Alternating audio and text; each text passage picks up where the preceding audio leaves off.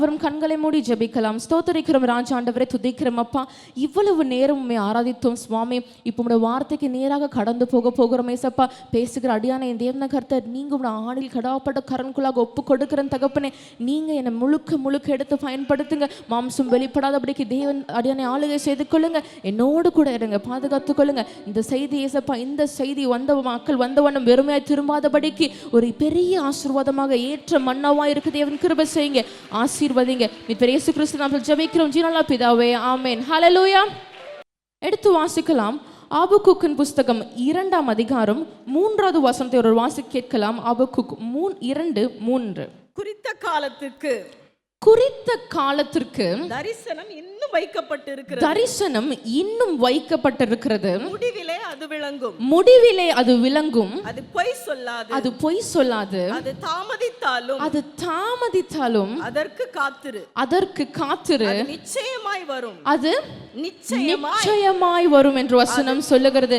ஆபக்குக் கூட புஸ்தகத்தில் ஆண்டவர் சொல்றாரு, உனக்கு குறித்த ஒரு காலத்தை தேவன், நமக்கென்று ஒரு காலத்தை தேவன் ஏற்படுத்தி குறித்து ஒரு தரிசனத்தை வைத்திருக்கிறார்.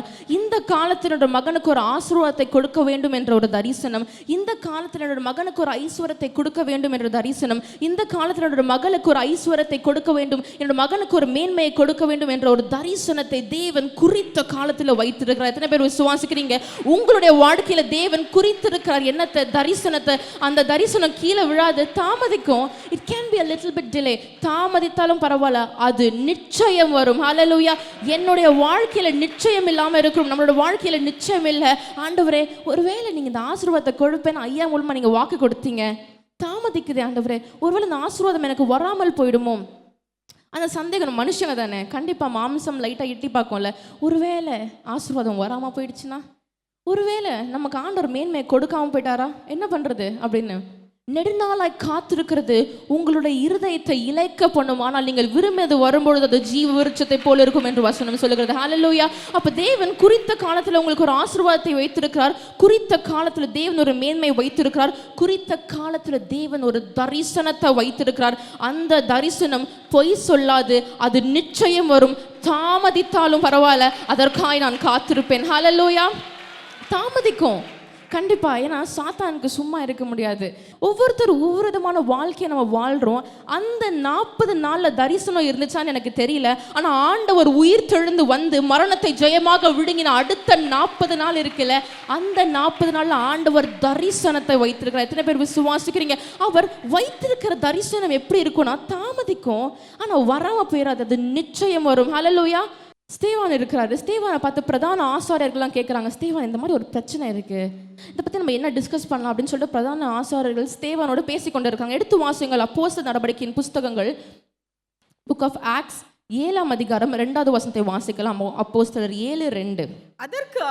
அதற்கு அவர் சகோதரரே பிதாக்களே கேளுங்கள். நம்முடைய பிதாவாகிய ஆபிரகாம் காரானூர்ல குடியிருக்கிறதுக்கு முன்னாடியே மெசபதோமியா என்ற நாட்டிலே இருக்கும்போது மகிமையின் தேவன் அவருக்கு என்னவானாராம்? தரிசனமானாராம். அப்போ மகிமையின் தேவன் ஆபிரகாம் கானான்ல இருந்தார், காரானூர்ல இருந்தார். அதுக்கு முன்னாடி he was in மெசபதோமியாவில் இருக்கும்போது அவருக்கு தேவன், மகிமையின் தேவன் தரிசனமானாராம். ஆபிரகாமுக்கு இன்னொரு பேர் இருக்குல்ல, என்ன பேர் அது? விசுவாசத்தின் தகப்பன். He's a father of faith. ஏன் தெரியுமா அவர் விசுவாசத்தில் தகப்பனா ஆனாரு? ஏன்னா அவருடைய வாழ்க்கையில ஆண்டவர் ஒரு தரிசனத்தை வைத்திருந்தார். என்ன தரிசனம் தெரியுமா? அவருடைய மூலமா சந்ததியை பெருக பண்ணணும்ங்கிற ஒரு தரிசனத்தை தேவன் வைத்திருந்தார். அந்த தரிசனம் நிச்சயமாய் நிறைவேறும் இல்லையா? ஏன்னா ஆண்டவர் வாக்கு கொடுத்தா கீழே விழுகாது, அது நிச்சயமாய் நிறைவேறும். ஏன்னா ஆபிரகாம் வந்து விசுவாசத்தின் தகப்பன். எபிரேயரின் புஸ்தகம் 11ஆம் அதிகாரம் 1வது வசனம் சொல்லுகிறது, விசுவாசமானது நம்பப்படுகிறவைகளின் உறுதியும் காணப்படாதவைகள் எப்படி இருக்கிறதா? நிச்சயமா இருக்கிறது. நிச்சயம், இட்ஸ் a definite thing. அது நிச்சயம். விசுவாசமானது நம்பப்படுகிறவைகள் உறுதியும் காணப்படாதவைகள் நிச்சயமா இருக்கிறது. எபிரேயரின் புஸ்தகம் 11ஆம் அதிகாரம் 1வது வசனம் சொல்லுகிறது. அதே போல எபிரேயரின் புஸ்தகம் 6ஆம் அதிகாரம் 14வது வசனம் சொல்லுகிறது. அந்த வசனத்தை வாசிக்கலாம், இன்னும் பியூட்டிஃபுல்லா இருக்கும். எடுத்து வாசிங்கள். நிச்சயமாக நான் உன்னை ஆசீர்வதிக்கவே ஆசீர்வதித்து. ஆபிரகாமுக்கு ஆண்டவர் தரிசனமானார்ல, தரிசனமான ஆண்டவர் என்ன சொல்றாரு பாருங்க, நிச்சயமாக நான் உன்னை ஆசீர்வதிக்கவே ஆசீர்வதித்து, நான் உன்னை ஆசீர்வதிக்கவே ஆசீர்வதித்து, உன்னை பெருகவே பெருக பண்ணுவேன், உன்னை பெருகவே பெருக பண்ணுவேன். எப்படி? சும்மா இல்ல, நிச்சயமாக. நிச்சயமாக ஆபிரகாமை ஆசீர்வதித்த தேவன், நிச்சயமாக சாராளை ஆசீர்வதித்த தேவன், நிச்சயமாக அவங்களோட வாழ்க்கையில குறித்து வைத்திருந்த தரிசனத்தை நிறைவேற்றும் தேவன் இன்னைக்கு உங்களோட கூட பேசிக் கொண்டிருக்கிறார். உங்களுடைய வாழ்க்கையில தேவன் குறித்து வைத்திருக்கிற எல்லா தரிசனங்களையும் இயேசு கிறிஸ்துவின் நாமத்தினால அவர் நிச்சயம் நிறைவேற்றுவார். ஹல்லேலூயா. ஏன்னா அவர் நிச்சயத்தின் தேவன். தரிசனம் எப்படி தெரியுமா வரும்? நிச்சயம் இல்லாமல் தரிசனம் வராதுங்க. தரிசனம் என்கிறது ஒரு மகிமையான ஒரு விஷயம், ஒரு மேன்மையான விஷயம். இன்றைக்கு உங்களை கொஞ்சம் ஆண்டவருக்குள்ளாக நான் வழி நடத்தணும்னு விரும்புகிறேன். ஆபிரகாம் என்கிற ஒரு மனுஷன் நமக்கு விசுவாசத்தில் தகப்பனா இருக்கிறார். அவர் விசுவாசத்தில் வல்லவனானார் என்று எழுதப்பட்டிருக்கிறது இல்லையா? விசுவாசத்தில் ஆபிரகாம் வல்லவரானார் என்று ரோமரின் புஸ்தகம் 4ஆம் அதிகாரம் 21வது வசனம் சொல்லுகிறது. தேவன் தமக்கு வாக்கு தத்தம் பண்ணினதை நிறைவேற்றுவார் என்று ஆபிரகாம் முழு நிச்சயமா நம்பினாராம். எப்படி? கொஞ்சம் டவுட்டு, இது ஒருவேளை ஆண்டவர் குழந்தை கொடுக்காம போயிடுவாரோ, ஒருவேளை இப்படி ஆண்டவர் நம்ம சந்ததி பெருக, அப்படிலாம் he didn't have doubt. முழு நிச்சயமாய் ஆபிரகாம் நம்பினபடியால் அவர் விசுவாசத்தில் வல்லவரானான். அதனாலதான் அவர் விசுவாசத்தின் தகப்பனா இருக்கிறார். ஹல்லேலூயா. உங்களுடைய வாழ்க்கையில ஆண்டவர் நிச்சயமா தரிசனத்தை கொடுத்தா அந்த குறித்த காலத்துல உங்களை ஆசீர்வதிப்பார்னு சொல்லுங்க. கையை உயர்த்துறோம் இல்லையா? சொல்லுங்களேன். ஹல்லேலூயா. அல்லேலூயா என்பதற்கு ஜெயத்தின் தொனி என்று அர்த்தமா. உங்களுடைய வாழ்க்கையில ஜெயம் வேணும் அப்படின்னா 3 அல்லேலூயா சொல்லுங்க. ஹல்லேலூயா. ஹல்லேலூயா. தேவன் தமக்கு வாக்குத்தத்தம் பண்ணினதை நிறைவேற்றுவார் என்று ஆபிரகாம் முழு நிச்சயமாய் நம்பினார். அதனால் அவர் விசுவாசத்தில் எப்படி இருந்தாரா? வல்லவனானான் என்று ரோமரின் புஸ்தகம் சொல்லுகிறது. ரோமர் 4:21 சொல்லுகிறது. தேவன் நிச்சயத்தின் தேவனார். அவர் பொய் சொல்ல ஒரு மனுஷன் அல்ல, அவர் மாற ஒரு மனுபுத்திரரும் அல்ல. அவர் சொல்லியும் செய்யாதிருப்பாரோ. அவர் வசனிச்சிட்டாருன்னா அவருக்கு தூக்கமே வராது. நிறைவேற்றணும். என் பிள்ளைக்கு இந்த கொடுத்துட்டேன், இந்த வாக்கு கொடுத்துட்டேன். என்ன வாக்கு கொடுத்துட்டாரு? உன்னை நிச்சயமாக ஆசீர்வதிப்பேன். அப்ப இன்னைக்கு வந்த ஆத்துமாக்கள் வந்த ஒன்றும் வெறுமையாய் திரும்பாதபடிக்கு தேவன் உங்களுக்கு குறித்த காலத்தில் வைத்திருக்க தரிசனத்தின்படி உங்களை என்ன பண்ணுவாரா? நிச்சயமாய் ஆசீர்வதிப்பார். கையை உயர்த்தி அந்த ஆசீர்வாத தெய்வத்துக்கு ஒரு அல்லேலூயா சொல்லுங்களேன். அந்த தரிசனத்தின் தெய்வத்திற்கு ஒரு அல்லேலூயா சொல்லுங்களேன். யோசேப்பை பாருங்கள். யோசேப்போட வாழ்க்கையில தேவன் ஒரு நிச்சயத்தை வைத்திருக்கிறார். என்ன தெரியுமா? யோசேப் எல்லாம் அவரோட வாழ்க்கையில எல்லா பிரச்சனையும் முடிஞ்சிட்டு அவர் மரண படுக்கையில இருக்காரு. He's in his dead bed. அப்ப தன்னுடைய சகோதரரை பார்த்து யோசேப்பு சொல்றாரு, நான் மரணம் அடைய போறேன், ஆனாலும் ஆண்டவர் உங்களை நிச்சயமாய் சந்திப்பார் என்று யோசேப்பு சொன்னார். நிச்சயமாய் சந்திக்கிற தேவன் என்ன பண்ணுவார் தெரியுமா? தாம் ஆபிரகாமுக்கு, ஈசாக்குக்கு, யாக்கோபுக்கு வாக்கு தத்தம் பண்ணின அந்த தேசத்தை உங்களுக்கு சுதந்திரமாக கொடுப்பார்னு யார் சொன்னா? யோசிப்பு சொல்லியிருக்காரு. எடுத்து வாசிப்போம் அந்த வசனத்தை. எடுத்து வாசிங்கள். ஆதியாகமத்தின் புஸ்தகம் 50ஆம் அதிகாரம் 24வது வசனத்தை வாசிக்க கேட்கலாம். ஆதியாகமம் 50:24. யோசேப்பு தன் சகோதரரை நோக்கி நான் மரணம் அடைய போகிறேன், ஆனாலும் தேவன் உங்களை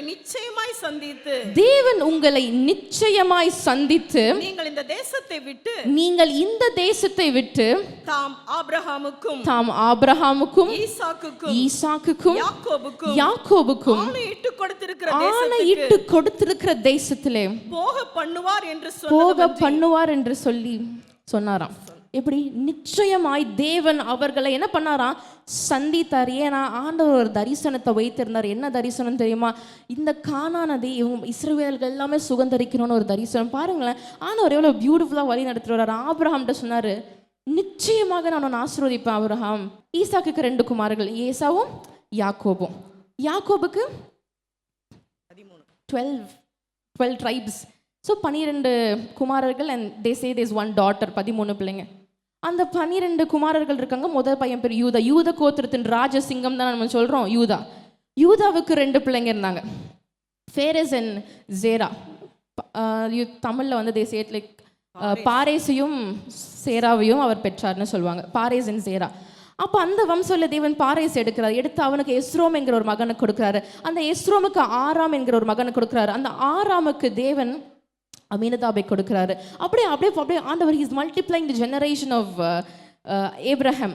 அமீனதாப் வராரு. அமீனதாவுக்கு நகசோனுங்கிற ஒரு மகன் பிறக்கிறார், அவருக்கு சல்மோன் பிறக்கிறாரு, சல்மோனுக்கு போவாஸ் பிறக்கிறாரு, போவாஸ்க்கும் ரூத்துக்கும் கல்யாணம் ஆதா, அதுக்கப்புறம் வந்து ஓபேத் பிறக்கிறார், ஓபேதோட வழியில ஈசாய் வருகிறார், ஜெஸ்ஸி, அவருடைய வகை அவர் மூலமா யார் பிறக்கிறார், தாவீது பிறக்கிறாரு, தாவீதின் யூத கோத்திரத்தின் ராஜசிங்கமும் தாவீதும் வேறுமானவர் அன்னைக்கு நிச்சயம் பண்ணிட்டாரு. he has decided it. ஆபிரகாமுடைய வம்சம் அப்படி லைனா ஹிஸ் பாட் ஹிஸ் ஜெனரேஷன்ஸ். எதற்கு? உங்களையும் என்னையும் ஆசீர்வதித்து உங்களையும் என்னையும் நிச்சயமாய் உயர்த்தும்படியாக ஒரு தரிசனத்தை ஆபிரகாமுடைய காலத்தில் ஆண்டவர் வைத்துட்டார். எப்படி? ஆபிரகாம், ஈசாக்கு, யாக்கோபு, இவங்க ஆராம், அமினதாப், சல்மோன், போவாஸ், இவங்க எல்லாரோட வம்ச வழியில நான் வருவேன், வந்து என்னோட பிள்ளைகளுக்காக 2000 வருடங்களுக்கு முன்பாக பிதா வைத்திருந்த அந்த தரிசனத்தை நிறைவேற்றுவதற்காக, பிதா வைத்திருந்த தரிசனத்தை உங்களுக்காகவும் எனக்காகவும் போன வாரம் சிலுவையில வெற்றி சிறந்தார். எத்தனை பேர் விசுவாசிக்கிறீங்க?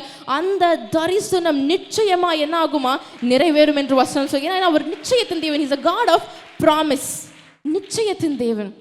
அப்ப யோசேப்புக்கு ஆண்டவர் சொன்ன மாதிரி யோசேப்பு தன்னுடைய சகோதரரை நோக்கி நிச்சயமாக தேவன் உங்களை சந்திப்பார். ஹல்லேலூயா.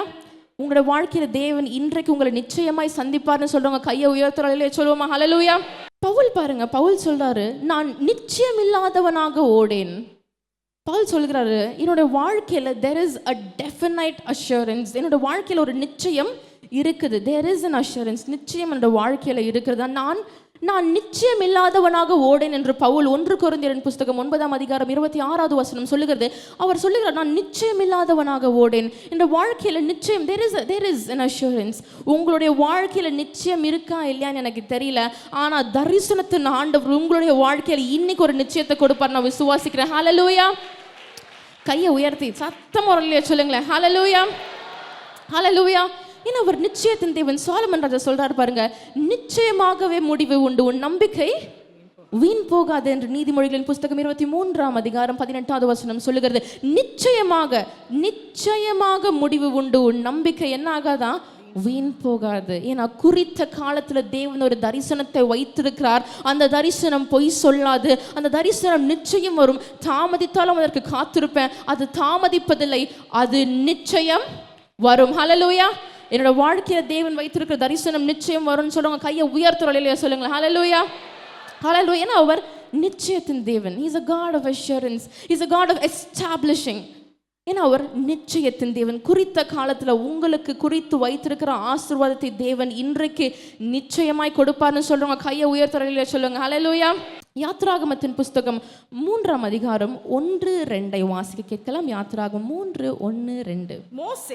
மோசே மீதியான் தேசத்து ஆசாரியனாய் இருந்த தன் மாமனாகிய எத்ரோவின் ஆடுகளை யார்? மோசஸ் மேய்த்து வந்தார். அவன் ஆடுகளை வனாந்திரத்தின் பின்புறத்திலே, அவனுடைய ஆடுகள் வனாந்திரத்தின் பின்புறத்திலே ஓட்டி தேவ பர்வதமாகிய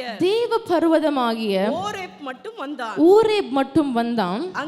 அங்கே கர்த்தருடைய தூதனானவர் ஒரு முட்செடியின் நடுவிலே உண்டான அக்கினி ஜுவாலையிலே நின்று அவனுக்கு தரிசனமானார். அப்ப இங்க வாக்கு கொடுத்துட்டாரு பாருங்க, தரிசனத்தின் தேவன். ஆண்டவர் இன்னைக்கு உங்களோட கூட பேச போகிற வார்த்தை, அவர் குறித்த காலத்துல தரிசனத்தை வைத்திருக்க தரிசனத்தை பற்றி ஆண்டவர் இன்னைக்கு உங்க கூட பேச போறாரு. மோசேவுக்கு ஒரு தேவ தூதர் நின்று அக்னி ஜுவாலை நடுவில் நின்று தரிசனம் மாறார். எதற்கு தெரியுமா? 400 வருடங்களாக அடிமைப்பட்டிருக்கிற இஸ்ரவேலர்களுடைய எல்லா அடிமைத்தனத்தின் முதுகெலும்பையும் முறிப்பதற்காக ஒரு தரிசனம். எப்போ? 400 இயர்ஸ்க்கு முன்னாடி ஆண்டவர் தரிசனத்தை வச்சுட்டாரு. நிச்சயமா என்னது? மோசஸ் பிறக்க போறாரு. இந்த மாதிரி வந்து அவர் தண்ணியில மிதந்து வருவாரு. பார்வோனுடைய குமாரத்தை குளிச்சுக்கிட்டு இருப்பாங்க. அவங்க எடுத்து மோசேவை பார்ப்பாங்க, கூடையில் மிதந்து வருவார். எல்லாம் ஃபைன், எல்லாம் சரிதான். மோசே அங்கே எகிப்தில் வளர்ந்து பார்வோனுங்களோட வளர்ந்து எல்லாருடைய சாசனங்களையும் அறிந்து தெரிந்தவனாக அப்படியே ஒரு பராக்கிரமசாலியாக இருந்தான். எத்தியோப்பியா வென்றான். எல்லாம் he did everything. he was a பராக்கிரமசாலி, ஒரு மைட்டி மேனாக இருந்தான். everything is fine. ஆனால் ஆண்டவர் மோசே பிறப்பதற்கு முன்பாகவே குறித்து வைத்திருந்த தரிசனம் என்ன தெரியுமா? அவன் 400 வருடங்களாக அடிமைப்பட்டிருக்கிற எல்லா இஸ்ரவேல் ஜனத்தின் முதுகில் எல்லா நுகத்தடிகளையும் சாபத்தின் முதுகெலும்பையும் உரைத்து என்ன பண்ண போறாராம்? அவர்களை விடுதலையாக்கும்படிக்கு. எதற்கு? விடுதலையாக்கும்படிக்கு நிச்சயமாய் தேவன் அவரை எடுத்தார். ஹல்லேலூயா. அதான் அந்த வசனம் சொல்லுகிறது. முற்செடியில தேவதூதர் என்ன ஆனானா தரிசனமானார். உங்களுடைய வாழ்க்கையில் ஆண்டவரே, நீங்க எனக்கு குறித்த காலத்துல வைத்திருக்கிற தரிசனத்தை நான் பார்க்கவில்லை ஆண்டவரே, நான் காத்து கொண்டிருக்க தரிசனம் என்னோட கண்களுக்கு தெரியவில்லை ஆண்டவரே, நிச்சயமாய் நீர் கொடுப்பீர் என்ற தரிசனத்தை நான் பார்க்கும்படிக்கு என்னுடைய ஆவிக்குரிய கண்களை தேவன் நீர் திறந்தருளியாக. He is a God of opening. நம்முடைய ஆவிக்குரிய கண்கள், ஆவிக்குரிய காதுகள் அடைக்கப்பட்டிருக்கலாம், ஆவிக்குரிய வாய் அடைக்கப்பட்டிருக்கலாம். அந்த ஆவிக்குரிய கண்களை தேவன் திறப்பார். ஆனால் உங்களுக்காக தேவன் வைத்திருக்கிற தரிசனத்தையும் அதன் நிச்சயத்தையும் நீங்க காண்பீர்கள். ஹல்லேலூயா. ஏன்னா நிச்சயம் என்கிற தரிசனம் இல்லாமல் நிச்சயம் வராது, விசுவாசம் இல்லாமல் நிச்சயம் வராது. எல்லாவற்றுக்கும் ஒரு இது என்னன்னா தரிசனம். That is the head of everything. Vision. தரிசனம்ங்கிறது ரொம்ப ரொம்ப ரொம்ப ரொம்ப இம்பார்ட்டண்ட்டான ஒரு விஷயம். மோசேவுடைய வாழ்க்கையில் தேவன் ஒரு தரிசனத்தை வைத்திருந்தார். அவர் எகிப்தில் இருந்தார், அப்புறம் இஸ்ரவேலுக்காக மாறினார். 10 கட்டளைகள் எல்லாமே ஆண்டவர் குறித்த காலத்தில் வைத்திருந்த தரிசனத்தின்படி நடந்தது. ஹல்லேலூயா, ஹல்லேலூயா. எடுத்து வாசிக்கலாம். 1 சாமுவேலின் புஸ்தகம் 3ஆம் அதிகாரம் 21வது வசனத்தை வாசிக்கலாம். 1 சாமுவேல் 3:21. கர்த்தர் பின்னும் சீலோவிலே தரிசனம் தந்தருளினார். யாருக்கு? சாமுவேலுக்கு தேவன் ஒரு தரிசனத்தை தந்தருள். எப்ப சொன்ன தரிசனம் இல்லைன்னா வெளிப்பாடு இல்லைங்க. எத்தனை பேர் விசுவாசிக்கீங்க? தரிசனம் என்கிறது ரொம்ப ரொம்ப ரொம்ப இம்பார்ட்டண்ட்டான ஒரு விஷயம். தரிசனம் இல்லைம்மா நிச்சயம் இல்லை, தரிசனம் இல்லைன்னா வெளிப்பாடு இல்லை. தேவனை உங்களுடைய சன்னதியில் நான் காத்திருக்கிறேன், எனக்கு நீங்கள் குறித்த காலத்தில் ஏற்படுத்தும்படியாக நீங்கள் வைத்திருக்கிற தரிசனத்தை என்னோட வாழ்க்கையில் கொடுத்து அது நிச்சயம் வரும். நான் இந்த இடத்துல சாட்சியாக நிற்பேன்னு சொல்கிறவங்க கையை உயர்த்துறோம் இல்லையா? சொல்லுங்களேன். ஹல்லேலூயா. அவர் நிச்சயத்தின் தேவனாய் இருக்கிறார். ஏன்னா அவர் தரிசனத்தின் தேவனாய். He is a God of vision. He is a God of tongues. அவர் நிச்சயத்தின் தேவன் மட்டுமல்ல, He is a God of vision. தரிசனத்தின் தேவனாய் இருக்கிறார். ஆனால் ஆண்டவர் நமக்கு நம்முடைய பாவங்களுக்காக, மீறுதலுக்காக, துன்பங்களுக்காக, எல்லாவற்றுக்காக கஷ்டப்பட்டு மரணத்தை ருசித்தார், கிருபாதார பலியாக இருந்தார், ஆட்டுக்குட்டியாக அடிக்கப்பட்டார். Everything is fine. அதுக்கப்புறம் தேவன் 3ஆம் நாளிலேயே உயிர்த்தெழுந்தார். உயிர்த்தெழுந்த ஆண்டவர் தரிசனத்தின் ஆண்டவராக இருக்கிறார். எத்தனை பேர் விசுவாசிங்க? கையை தட்டுங்களேன் ஆண்டவருக்கு. ஹல்லேலூயா. அந்த லென்டன் சீசன்ல இந்த 40 நாள்ல தரிசனம் இருந்துதான் எனக்கு தெரியல. ஆனா இப்ப திருப்பி சொல்றேன், இந்த 40 நாள்ல தரிசனம் இருக்குது. லென்டன் சீசன் முடிஞ்சு ஈஸ்டருக்கு அடுத்து வர 40 நாள் தரிசனம் இருக்கிறது. எடுத்து வாசிக்கலாம். மார்க்குவின் புஸ்தகம் 16ஆம் அதிகாரம் 9-10 வாசிக்கலாம். ஆண்டவர் முதலாக ஆண்டவர் வந்து மரித்தோரிலிருந்து எந்திரிச்சிட்டாரு. எந்திரிச்ச உடனே வாரத்தின் 1ஆம் நாள் தேவன் ஒருத்தருக்கு தரிசனம் ஆறாரு. யாருன்னு பாப்போமா? வாசிக்கலாம். வாரத்தின் முதலாம் நாள் அதிகாலையிலே இயேசு மரித்ததிலிருந்து எழுந்திருந்த பின்பு மகதலேனா மரியாளுக்கு முதலில் தரிசனமானார். அவர் தரிசனத்தின் தேவன். He is a God of vision. ஏன்னா அவர் தரிசனத்தின் தேவனாய். He is a God of vision. அவர் தரிசனத்தின் தேவனாய் இருக்கிறார் என்று வசனம் சொல்லுகிறது. எடுத்து வாசிக்கலாம். அதே மார்க் 16ஆம் அதிகாரத்துல 16:12. மார்க் 16:12. அதன் பின்பு அவர்களில் 2 பேர் ஒரு கிராமத்திற்கு நடந்து போகிற பொழுது, எம்மாவூருக்கு 2 பேர் புலம்பிட்டே போறாங்க. ஆண்டவர் உயிர் தெழுந்துட்டாராம்ப்பா, ஆண்டவர் தரிசனமாவாரப்பா, என்னப்பா அப்படின்னு புலம்பிட்டே 2 பேர் வந்து எம்மாவூருக்கு நடந்து போயிட்டே இருக்காங்க. அப்பொழுது அதன் பின்பு அவர்கள் 2 பேர் ஒரு கிராமத்துக்கு நடந்து போகிற போது அவர்களுக்கு மறுரூபமாய் எப்படி வானாரா? தரிசனமானார். 2 பேருக்கு. ஃபர்ஸ்ட் யாருக்கு? மகதலேனா மரியாளுக்கு தேவன் தரிசனமானார். எல்லா கல்லறைகளும் இன்னும் மூடி இருக்கிறது, ஒரே ஒரு கல்லறை மாத்திரம் இன்றும் திறந்திருக்கிறது. என் நேசர் உயிர் தெழுந்துட்டார்னு சொல்றதுக்கு ஒரு சாட்சியாக, ஒரு அடையாளமாக, ஒரு நிச்சயமாக தேவன் அதை தரிசனமாக முன்குறித்து வைத்திருக்கிறார். ஏன்னா குறித்த காலத்தில் ஒரு தரிசனம் வரும். அது பொய் சொல்லாது, அது தாமதிக்காது, அது நிச்சயம் வரும், அது நிச்சயமாய் வரும். ஏன்னா அது தரிசனம். தேவன் உங்களுக்காக குறித்து வைத்திருக்கிற காலத்தில் ஒரு தரிசனத்தை தேவன் கொடுப்பார். அந்த தரிசனம் இன்றைக்கு உங்களோடு கூட ஆண்டவர் பேசிக்கொண்டிருக்கிற தரிசனம். நீங்க வீட்டுக்கு போகும்போது உங்களுடைய வாழ்க்கையில நிச்சயத்தின் ஆசீர்வாதத்தை நீங்கள் காண்பீர்கள். ஹல்லேலூயா. ஏன்னா he is a God of assurance. அவர் நிச்சயத்தின் தேவனாய் இருக்கிறார். ஹல்லேலூயா. எடுத்து வாசிங்கள். யோவானின் புஸ்தகம் 21ஆம் அதிகாரம். யோவான் 21:14. இயேசு மூணாவது என்ன தரிசனம் பார்க்கலாமா? இயேசு மரித்தோரிலிருந்து எழுந்த பின்பு தம்முடைய சீஷர்களுக்கு அருளின தரிசனங்களில் இது மூன்றாவது தரிசனம். ஆண்டவர் தன்னுடைய சீஷர்களுக்கு தரிசனங்களை கொடுக்கிறார். என்ன தரிசனம்? உயிர் தெழுகிற. அவங்க நம்ப மாட்டாங்க. ஆண்டவர் உயிர் தெழுந்துட்டாரா, ஆண்டவர் வந்துட்டாரா, ஆண்டவர் உண்மையில உயிர் தெழுந்துட்டாரா? ஏன்னா அவங்களுக்குள்ள ஒரு விசுவாசம் இல்லை. நிச்சயம்ங்கிறது எப்படி தெரியுமா? இவ்வளோ நிறைய பிரசங்கர்லாம் பேசுவாங்க. எல்லாருமே முன்னாடி நிறைய ப்ராஃபிட்ஸ்லாம் பைபிளில் இருந்தாங்க. நிறைய அப்போஸ்தலர்கள், நிறைய தீர்க்கதரிசிகள், there are lot of people. அவங்க எல்லாருமே சொன்னாங்க ஆண்டவர் உயிர் தெழுந்துடுவார், ஏசாயா எல்லாருமே சொன்னாங்க. ஆனால் அவங்க சொல்லும் போது மனுஷங்க காது கொடுத்து கேட்கல. ஏன்னா அவங்க கிட்ட நிச்சயம் இல்லை. தேவனுடைய தரிசனம் கடந்து வருமானாலும் அவருடைய வாழ்க்கையில் நிச்சயம் இருக்கும். ஹல்லேலூயா. ஏன்னா அவர் சீஷர்களுக்கு அருளின தரிசனத்தில் இது மூன்றாவது தரிசனம். அவர் உயிர் தெழுந்த தரிசனம். ஹல்லேலூயா. தரிசனம் நிச்சயமா இருக்கிறது. தரிசனம் தாமதிக்கும், ஆனா ஒரு நாளும் பொய் சொல்லாது. அது நிச்சயம் வரும். ஹல்லேலூயா. அவர் தரிசனத்தின் தேவனாக இருக்கிறார். ஆண்டவர் உயர்த்துகிற ஆண்டவர், தாழ்த்துகிற ஆண்டவர் இல்லை. ஏன்னா அவர் ஜெயிக்கிற ஆண்டவர், தோத்து போன ஆண்டவர் இல்லை. எத்தனை பேர் விசுவாசிக்கிறீங்க? ஏன்னா அவர் மரணத்தை ஜெயமாக விழுங்கினார். கர்த்தராகிய தேவன் தம்முடைய ஜனத்தினுடைய நிந்தைகளையும் நுகத்தடிகளையும் எல்லாவற்றையும் நீக்கி போடுவார். எத்தனை பேர் விசுவாசிங்க? தமது ஜனத்தின் கண்ணீரை துடைத்து தம்முடைய ஜனத்தின் நிந்தை என்ன பண்ணுவார்? அந்த பூமியில் இராதபடிக்கு முற்றிலும் நீக்கி போடுவார் என்று கர்த்தரே அதை சொன்னார். ஹல்லேலூயா. ஆண்டர் சாலமன் ராஜா வாக்கு சொன்னார், தாவீது ராஜா சொன்னாருன்னு சொல்ல, கர்த்தரே அதை சொன்னார். The God, he revealed it. அவரே சொல்றார், என்னது? என்னுடைய ஜனத்தின் நுகத்தை நான் மாற்றுவேன், அவங்க கண்ணீரை நான் துடைப்பேன். ஏன்னா அவர் ஜெயத்தின் தேவன். அவர் மரணத்தை ருசித்த தேவன், மரணத்தை ஜெயமாக விழுங்கின தேவன், மரணத்தை ஜெயித்த தேவன், மூன்றாம் நாளில் ஜெயித்த தேவன் இன்றைக்கு உங்களோட கூட பேசிக் கொண்டிருக்கிறார். அவர் உங்களுக்காக வைத்திருக்க அந்த தரிசனத்தை தேவன் நிறைவேற்றும்படியாக, அவருடைய பிள்ளைகளை அவர் உயர்த்தும்படியாக, உங்களை மேன்மையான ஒரு இடத்துல வைக்கும்படியாக குறித்த காலத்தில் தேவன் ஒரு தரிசனத்தை கொடுத்திருக்கிறார். எத்தனை பேர் விசுவாசிக்கிறீங்க? கையை உயர்த்தலையா சொல்லுங்களேன். அவர் கொடுக்கிற தேவனால நமக்கு தான் ஒரு சந்தேகம் வரும். ஆண்டவர் கொடுப்பாரா, கொடுக்க மாட்டாரா? மோசேக்கு என்ன டவுட் இருந்ததுங்க. மோசே அடிமைத்தனத்தெல்லாம் எல்லாம் உடச்சி போட்டு இஸ்ரேல் தன்னை கூப்பிட்டு போயிட்டார். போகும்போது பசியில் திட்டுறாங்க, மோசே தண்ணி இல்லாமல் எங்களை சாகடிக்கிறியே, ஏன் அப்படி பண்ணுற, சாப்பாடு குடி அப்படின்னு எல்லாம் மோசையை கரிச்சு குடிக்கிட்டு இருக்காங்க. அப்போ மோசே யோசிக்கிறார், ஆண்டவர்கிட்ட போய் மன்றாடுறாரு, ஆண்டவரே இவங்கெல்லாம் சொல்கிறாங்க, ஆண்டவரே இவங்களுக்கு நான் எப்படி ஆண்டவரே நான் இவங்க பசியை ஆத்துறது, எங்கள் கிட்டே இருக்க மிருக ஜீவனெல்லாம் அடித்து போட்டால் கூட இவங்களுக்கு பத்தாது ஆண்டவரே, நான் என்ன பண்ணுறது ஆண்டவரே அப்படின்னு. அவருக்குள்ளே ஒரு டவுட் இருக்குது, ஒரு வேளை ஆண்டவர் நம்மளை கை விட்டுருவாரோ, ஆண்டவரை நம்பி இவங்களை 400 வருஷம் அடிமைத்தனத்துன்னு கூப்பிட்டு வந்துட்டேன், அங்கே இருந்தால் கூட எகிப்தில் சாப்பாடாவது சாப்பிட்ருப்பாங்க, அட்லீஸ்ட் ஒரு 5 மணி நேரமாக தூங்கியிருப்பாங்க, ஒரு வேளை கூப்பிட்டு வந்துட்டோமே என்ன பண்ணுறது அப்படின்னு. ஆனால் ஆண்டவர் மோசையை பார்த்து சொல்கிறார், மோசே என் கையை பாரு, என் கை என்ன குறுகி இருக்கிறதா? ஹல்லேலூயா.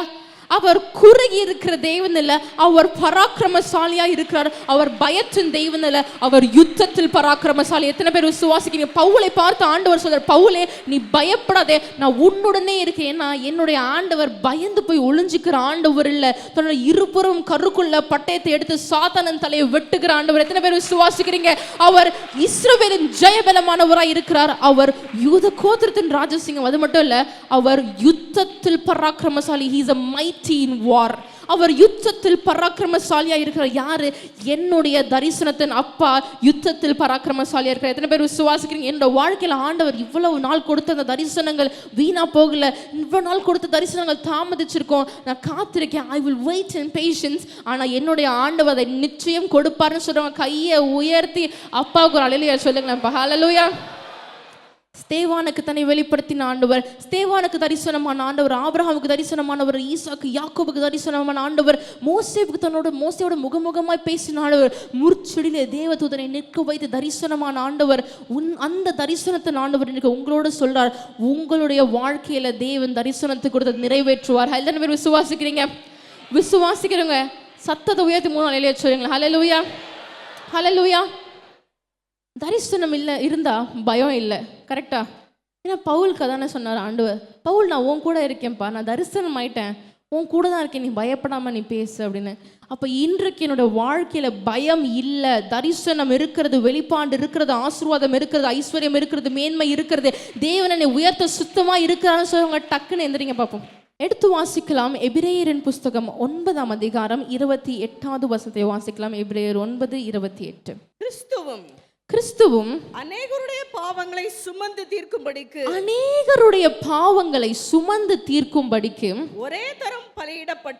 ஒரே தரம் பலியிடப்பட்டு தமக்காக காத்து கொண்டிருக்கிறவர்கள். ஆண்டவர் ஃபர்ஸ்ட் சொன்னார் இல்ல, என்ன சொன்னாரு? குறித்த காலத்துல தரிசனம் வரும்பா, தாமதித்தாலும் பரவாயில்ல, என்ன பண்ண, அதற்காக காத்துரு. அப்ப இன்னைக்கு உங்களுக்கு சொல்றாரு, காத்து கொண்டிருக்கிறவர்களுக்கு ரட்சிப்பை அருளும்படி இரண்டாம் தரம் பாவம் இல்லாமல் இன்றைக்கு உங்களுக்கு தேவன் தரிசனமா இருக்கு. ஏன்னா உங்களுடைய பாவங்கள், மீறுதல்கள், துக்கங்கள், துயரங்கள், நாசங்கள், மோசங்கள், நிர்வாணங்கள் எல்லாவற்றையும் சுமர்ந்து தீர்த்து அந்த கல்வாரி சிலுவையில முடிச்சிட்டாரு. இப்போ பாவமே இல்லாத உங்களுக்கு, பாவம் இல்லாத ஆண்டவர் இரண்டாம் தரமாக உங்களுக்கு தரிசனமாற. எத்தனை பேர் விசுவாசிக்கிறீங்க? அவர் காத்து கொண்டிருக்கிறவர்களுக்கு. இவ்வளவு நேரம் நீங்க வெயிட் பண்ணிருப்பீங்க பேஷண்டா, அந்த கிருப பாப்பா எப்போ மெசேஜ் முடிக்கும் அப்படின்னு ஒரு சிலர் காத்திருந்திருப்பீங்க, ஒரு சிலர் சாப்பிட்டு போய் தூங்கலாம் அப்படின்னு காத்திருந்திருப்பீங்க. ஆனா காத்து கொண்டு இருக்கிறவர்களுக்கு தேவன் தரிசனத்தின் தேவனா இருக்கிறார். அந்த தரிசனத்தின் தேவன் இன்னைக்கு உங்களோட கூட பேசுறார். அவர் நிச்சயத்தின் தேவனா இருக்கிறார். அத்தனை பேர் சந்தோஷமா இருக்கீங்க? கையை உயர்த்தி நிச்சயத்தின் ஆண்டவருக்கு ஒரு அலையா சொல்லுவோம். ஹல்லேலூயா. திருப்பி இந்த வசனத்தை வாசிக்கலாமே. கிறிஸ்துவும் அநேகருடைய பாவங்களை, நம்ம எல்லாருடைய பாவங்களை சுமந்து தீர்க்கும்படிக்கு ஒரே தரம் உங்களுக்காகவும் எனக்காகவும் பலியிடப்பட்டு தமக்காக இவ்வளவு நேரம் ஆசீர்வாதங்களுக்காக, தரிசனங்களுக்காக, மேன்மைக்காக காத்து கொண்டிருந்த ஏபி ஜனங்களுக்கு ரட்சிப்பை அருளும்படிக்கு இரண்டாம் தரம் பாவம் இல்லாமல் தரிசனமான. அப்ப இந்த தரிசனத்தின் நாட்கள் ஆண்டவர் உங்களோடு கூட தரிசனமாக போறார். எப்படி? பாவம் இல்லாமல், நோய் இல்லாமல், எந்த பலவீனமும் இல்லாமல். நான் பலவீனத்தை மாற்றி போறேன் ஆண்டவரால கூடுங்க. அவருடைய பலன் உங்களுடைய பலவீனத்தில் பூரணமாய் விளங்கும் என்று வசனம் சொல்லுகிறது. அவர் பராக்கிரமசாலியா இருக்கிறார். அவர் பாவமில்லாத தெய்வனாய் இருக்கிறார். எத்தனை பேர் அவர் பாவத்தை பாராத சுத்த கணர். அந்த பாவமில்லாத ஆண்டவர் இன்றைக்கு ஏபி சபை மக்களோட காத்து கொண்டு ஆண்டவரை நோக்கி, ஆண்டவரே ஆசீர்வாதம் வேணும் ஆண்டவரே, ஐஸ்வர்யம் வேண்டும் ஆண்டவரே என்று காத்து கொண்டிருக்கிற ஒவ்வொரு ஆத்மாவுக்கும் தேவன் இன்றைக்கு தரிசனமாறா. சொல்லுங்க, கையை உயர்த்தி 3 நாளிலேயே சொல்லுங்க. ஹல்லேலூயா, ஹல்லேலூயா. அப்ப இன்றைக்கு வீட்டுக்கு போகும்போது உங்களுக்கு தேவன் குறித்த காலத்துல வைத்திருந்த தரிசனம் வந்து உங்க வீட்டுக்கு கதவை தட்டும். நிச்சயம் உங்க வீட்டுக்கு கதவை தட்டும். எத்தனை பேர் விசுவாசிக்கிறீங்க? ஆசீர்வாதம் உங்க வீட்டுக்கு கதவை தட்டும். ஆண்டவரே, எனக்கு இந்த தேவைகள்லாம் இருக்கு ஆண்டவரே, நான் இந்த மாதிரி இது ஒரு பிரச்சனையில் இருக்கேன், இல்லை நான் ஏதோ ஒரு இதுக்காக வந்து ஒரு ப்ரொசீஜரில் இருக்கேன், இதில் இருக்கேன், அதில் இருக்கேன். உங்களுடைய தேவைகளையும் தேவன் நிச்சயம் நிறைவேற்றுவார். எத்தனை பேர் விசுவாசிக்கிறீங்க? ஏன்னா அவர் நிறைவேற்றுகிற தேவன், நிச்சயத்தின் தேவன், வெளிப்படுத்துகிற தேவன், ஆசீர்வாதத்தின் தேவன், தரிசனத்தின் தேவன். நம்ம யாரும் கைகளை உயர்த்தி ஜெபிக்கலாம். ஸ்தோத்தரிக்கிறோம் ராஜா ஆண்டவரே, துதிக்கிறோம் அப்பா, மகிமை மிரக்கமுள்ள தெய்வமே ஸ்தோத்தரிக்கிறோம் ஆண்டவரே. நீர் தரிசனத்தின் தேவனாய் இருக்கிறீர் சுவாமி. ஆபிரகாமுக்கு தன்னை வெளிப்படுத்தி தரிசனமான தேவன், மோசேவுக்கு முற்செல்லிய தரிசனமான தேவன், ஸ்தேவானுக்கு தரிசனமான தேவன், யாக்கோபின் சகோதரர்களுக்கு தரிசனமான தேவன், பவுலுக்கு தரிசனமான தேவன், கேபாவுக்கு தரிசனமான தேவன், மகதலேனா மரியாளுக்கு தரிசனமான தேவன், எல்லோரும் 12 அப்போஸ்தலர்களுக்கும் 12 சீஷர்களுக்கும் தரிசனமான தேவன், 500 பேர்களுக்கு மேற்பட்டவர்களுக்கு தரிசனமான தேவன். இன்றைக்கு எங்களோட கூட நீ பேசின வசனத்துக்காக உங்க கொடான கூட நன்றியை செலுத்துகிறோம் தகப்பனே. இந்த தரிசனத்தின் 40 நாள் தேவனே உங்களுடைய கருத்துக்குள்ளாக வந்திருக்கிற ஆத்மாக்களை ஒப்புக் கொடுக்கிறோம். காத்து கொண்டு அற்புதத்துக்காக, அடையாளங்களுக்காக, ஆசீர்வாதத்துக்காக காத்து கொண்டிருக்கிற எந்த ஏபி சபை பசங்களை, ஏபி சபை பிள்ளைகளும், தாய்மாரியும், தகப்பன்மாரியும், சகோதரியும் எல்லாரும் கருத்துக்கு ஒப்பு கொடுக்கிறோம். அவங்க காத்து கொண்டிருந்த ஆசீர்வாதம் நிச்சயம் அவங்களோட வாழ்க்கையில் வர தேவன் கிருபை செய்வீராக. நீர் தரிசனத்தின் தேவனாய் இருக்கிறீங்க. குறித்த காலத்தில் இந்த மக்களுக்காக நீங்க குறித்து வைத்திருந்த தரிசனத்தை தேவன் நிறைவேற்றுவீராக. நிச்சயமாய் வரும். அது தாமதிப்பதில்லை, அது பொய் சொல்லாது என்று நீங்க சொல்லியிருக்கீங்க சுவாமி. அந்த பொய் சொல்லாத ஆசீர்வாதம் எங்களோட வாழ்க்கையில கிரீடமாய் வந்து இறங்கட்டும் சுவாமி. ஆசீர்வாதம், ஐஸ்வர்யம், மேன்மை, சுகம், பலன், ஆரோக்கியத்தில் நிரப்புங்க. வந்த ஆத்மாக்கள் ஆசீர்வாதத்துக்கு கிருபை செய்யுங்க. வீட்டுக்கு போயிட்டு அடுத்த வாரம் வரும்போது தேவன் எனக்கு தரிசனமா இருந்தார், அவர் என்னை நிச்சயமா ஆசீர்வதித்தார் என்று சாட்சிகள், உயிருள்ள சாட்சிகளை தேவன் ஏற்படுத்துவீராக. சத்ருவின் தலைகள் நசுக்குகிறோம். ஜெயத்தின் தேவன், தரிசனத்தின் தேவன் எங்களோடு கூட இருங்க. மீதியான இருக்க எல்லாவற்றையும் உங்க கருத்துக்களை ஒப்பு கொடுக்கிறோம். பாதுகாத்துக் கொள்ளுங்க. இப்ப இயேசு கிறிஸ்து நாமத்தில் ஜெபிக்கிறோம் ஜீவனுள்ள பிதாவே, ஆமென். ஹல்லேலூயா.